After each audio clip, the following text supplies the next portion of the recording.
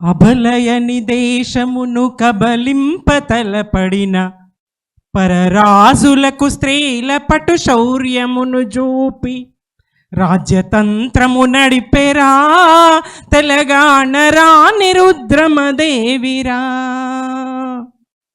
కథనాన శత్రువుల కుత్తుకల నవలీల ఉత్తరించిన బలోన్మత్తులేలిన భూమి వీరులకు కాణాచిరా తెలంగాణ ధీరులకు మొగసాలరా.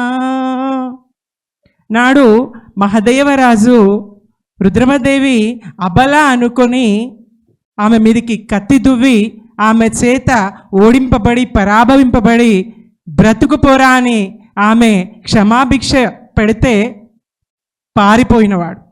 అది గతం.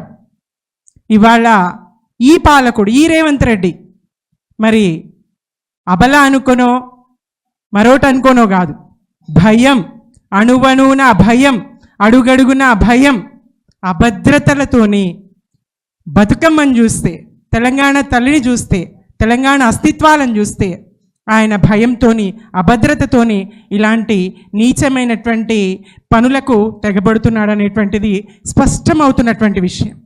ఈనాటి తెలంగాణ అస్తిత్వంపై దాడి చర్చ అనే అంశంలో ప్రధానంగా నాడు ఈ తెలంగాణ సమాజంలో మరి ఉద్యమానికి, తెలంగాణ ఉద్యమానికి సమాంతరంగా స్త్రీల భాగస్వామ్యాన్ని కూడా కూడగట్టుకొని సాంస్కృతిక చైతన్యాన్ని వాళ్ళలో కల్పించి సాంస్కృతిక ఉద్యమాన్ని రూపొందించి ఒక సాంస్కృతిక విప్లవోద్యమ కేతనంగా నాడు బతుకమ్మ గారు జాగృతితో తెలంగాణ మహిళల్ని బతుకమ్మ నెత్తించి బరిలోన ఉద్యమ బరిలోన నిలిపించి ఉద్యమంలో భాగస్వామ్యం చేసినటువంటి సందర్భాన్ని మనమందరం చూసినాం. మనమందరం ఉద్యమకారులం.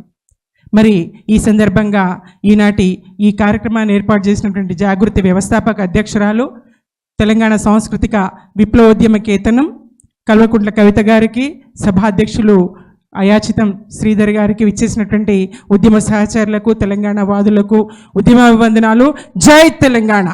లగాంచి లడాయి జేసుడే జమాంచి జంగు కురుకుడే, వాడెవ్వడు వీడెవ్వడు అవలకెళ్ళ కొట్టుడే అని అప్పుడు వాడుకుంటే నిన్నటి ఎట్లా జరుగుతుంది దాడి కేవలం బతుకమ్మను తొలగించడమే కాదు, తెలంగాణ తల్లి మూర్తిని మార్చడమే కాదు, ఈ తల్లి తెలంగాణ ప్రజల హృదయాల్లో రక్తంలో రక్తమై, శల్యంలో శల్యమై, మొదటికి మెదడై, రోమాన అణువున ఆవహించుకున్నటువంటి తల్లి. కళ్ళల్లో, గుండెల్లో, హృదయంలో నిండా మూర్తి ఏదైతే మనం నింపుకొని ఉన్నామో ఆ తల్లిని కాదని ఇవాళ ఒక చేతి గుర్తు దేశపతి గారు చెప్పిర్రు.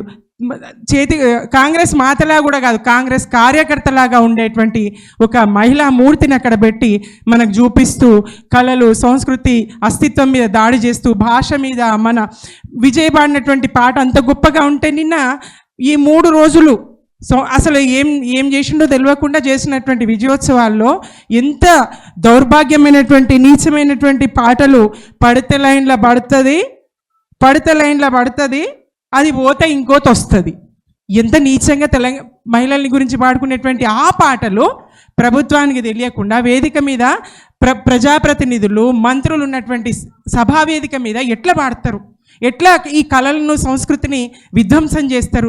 రుద్రమ వీరత్వాన్ని వాడుకున్నటువంటి నేలన, తెలంగాణ మహిళా శక్తిని వాడుకున్నటువంటి ఈ నేలన ఈ సాంస్కృతిక విధ్వంసం ఏంటి? ఈ దాడి ఏంటి? కళల మీద, ప్రజల మనోభావాల మీద, ఇలా అస్తిత్వ ప్రతీకల మీద ఈ దాడి ఏంటి? ఈ రేవంత్ రెడ్డి వెన్నుదన్నుగా నిలిచిందెవరు? అటు ఆర్థికంగా నీకు వెన్నుదన్నుగా నిలిచిందెవరు? నిలబడుతున్నదెవరు? నిన్ను ఆడిస్తున్నదెవరు? నువ్వు ఆడుతున్నది ఎక్కడ? ఈ తెలంగాణ గడ్డన నీ ఆటలు సాగవు. మళ్ళీ ఒక ఉద్యమం, మళ్ళీ సాంస్కృతిక ఉద్యమం, మళ్ళీ ప్రజా ఉద్యమం. ఇక్కడ ఉన్నటువంటి ఇన్ని సంఘాల పట్టుదల చూస్తూ ఉంటే, ఇన్ని ప్రజా ఉద్యమకారుల పట్టుదల చూస్తూ ఉంటే ప్రశ్నించి నిలబెట్టి మళ్ళీ నువ్వు ఏదైతే విధ్వంసాన్ని పూనుకున్నావో ఒక తుడుపుగుడ్డ పాత్ర నువ్వు ఎట్లా పోషిస్తావు?